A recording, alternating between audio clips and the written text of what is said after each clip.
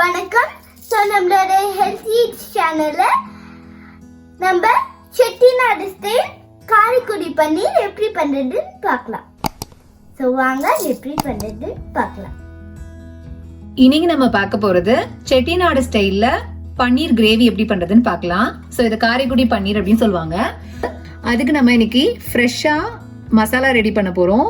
So அதுக்கு தேவையான பொருட்களை நான் எடுத்து வச்சிருக்கேன். 2 காஞ்ச மிளகா வந்து உங்க காரத்துக்கு தகுந்த மாதிரி அட்ஜஸ்ட் பண்ணிக்கோங்க. ஒரு ஜாவித்ரி, ஒரு பிரிஞ்சி இலை, ஒரு ஸ்டார் அனீஸ், ஸோ 1 டீஸ்பூன் மிளகு, 1 டீஸ்பூன் சோம்பு, 2 ஏலக்காய். ஸோ இது எல்லாத்தையும் வந்து ட்ரை ரோஸ்ட் பண்ணிக்கணும். இப்போ எண்ணெய் சேர்க்காம ட்ரையாக ரோஸ்ட் பண்ணிக்கணும். ஸோ அதுக்கு கடாயில் நான் ஒன்று போட்டு ரோஸ்ட் பண்ணுறேன். மிளகா கொஞ்சம் வறுபட்டதுக்கு அப்புறமா ஒன்று சேர்த்துடலாம். மசாலாக்கு நம்ம வறுக்கும் போது எப்பவுமே வந்து அடுப்பை நல்லா சிம் வச்சுக்கோங்க. அப்பதான் வந்து எல்லாமே ஈவனா வறுப்படும். மிளகு, சோம்பு எல்லாத்தையுமே சேர்த்துடலாம். ஸோ இது நல்லா வறுப்பட்டோடனே இப்போ நம்ம வந்து இதை ஒரு பிளேட்ல கொட்டி ஆற வச்சிடலாம் பவுடர் பண்றதுக்காக. வறுத்து வச்சிருக்க எல்லா பொருளையும் இதுல மிக்ஸி ஜார்ல போட்டுக்கலாம். ஃபர்ஸ்ட் இதை ஒரு ரவுண்டு நல்லா அரைச்சிட்டு அதுக்கப்புறமா இதுல நம்ம வந்து ஒரு 1/2 கப்பு தேங்காய், 1/4 கப்ல இருந்து 1/2 கப்பு வரைக்கும் சேர்த்துக்கலாம். ஸோ இப்படி ஒரு ரவுண்டு வந்து குறையாக அரைச்சிட்டு இப்போ நம்ம இதில் வந்து தேங்காய் பூவை ஆட் பண்ணிக்கலாம். நான் இன்னைக்கு தேங்காய் சின்ன சின்னதாக பல்பெல்லாம் கட் பண்ணியிருக்கேன். ஸோ ஒரு 1/3 கப் அளவு இருக்க மாதிரி நான் வந்து ஆட் பண்ணுறேன் தேங்காய். ஸோ இதெல்லாம் சேர்த்து இப்போ வந்து ஒரு பவுடராக அரைச்சி வச்சுக்கலாம். தண்ணி சேர்க்காம பவுடராக அரைச்சி வச்சுக்கலாம். ஸோ இந்த மாதிரி பவுடராக அரைச்சி வச்சுக்கலாம். இப்போ இந்த பவுடர் ஓரமாக இருக்கட்டும். ஸோ அதே மாதிரி ஒரு 2 டீஸ்பூன் வர மாதிரி இஞ்சி பூண்டு பேஸ்ட்டு. ஸோ அதையுமே ஃப்ரெஷ்ஷாக அரைச்சிக்கோங்க எப்போவுமே. அப்போ தான் வந்து கிரேவி வந்து டேஸ்ட் நல்லாயிருக்கும். ஸோ நம்ம மசாலாலாம் ரெடி பண்ணிட்டோம். இப்போ நம்ம கிரேவி பண்ண ஆரம்பிக்கலாம். ஸோ அதுக்கு கடாயை கொஞ்சம் சூடு பண்ணிவிட்டு அதில் 3 டேபிள் ஸ்பூன் வந்து ஆயில் விட்டுருக்கேன். எண்ணெய் சூடானதுக்கு அப்புறமா இதில் பிரிஞ்சி இலை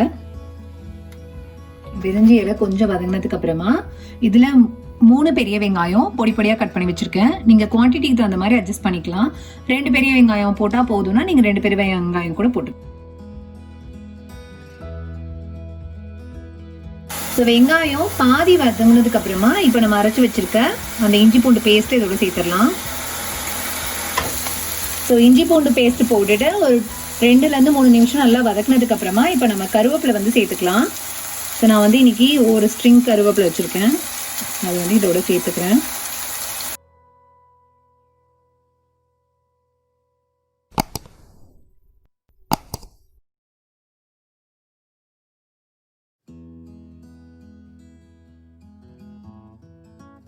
ஸோ அதே மாதிரி தக்காளி.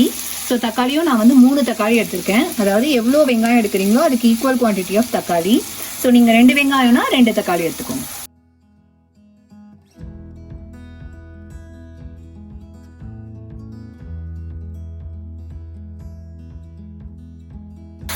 தக்காளி வதங்கும் போது நான் வந்து 1 டீஸ்பூன் மஞ்சள் தூள் போட்டுக்கிறேன்.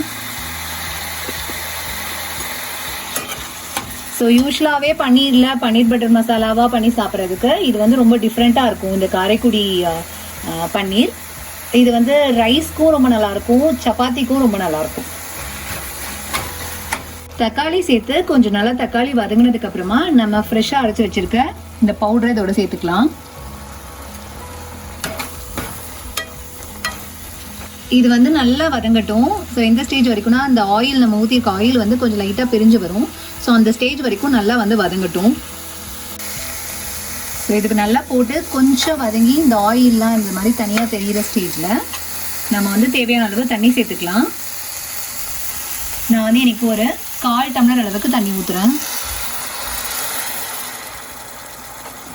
ஏன்னா இந்த கிரேவி வந்து ரொம்ப தண்ணியாக இருந்தால் நல்லா இருக்காது. அதனால வந்து கொஞ்சமாக தான் நான் தண்ணி ஆட் பண்ணியிருக்கேன்.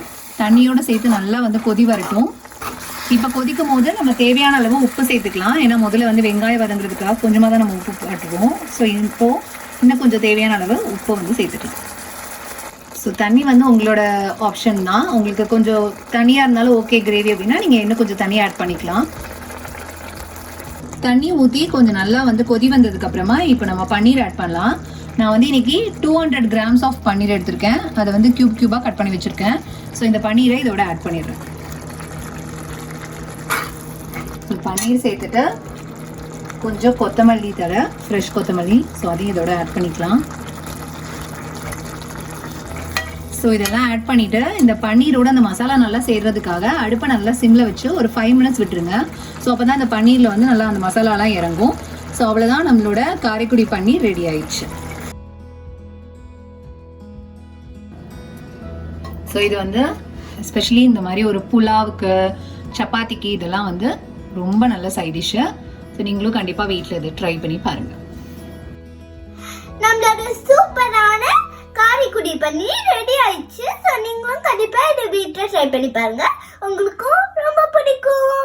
ஹெல்த்தியாக சாப்பிடுங்க, ஹாப்பியாக இருங்க. உங்களுக்கு இந்த வீடியோ பிடிச்சிருந்தா ஹெல்த்திக்கு லைக் பண்ணுங்க, கமெண்ட் பண்ணுங்க, ஷேர் பண்ணுங்க, சப்ஸ்கிரைப் பண்ணுங்க.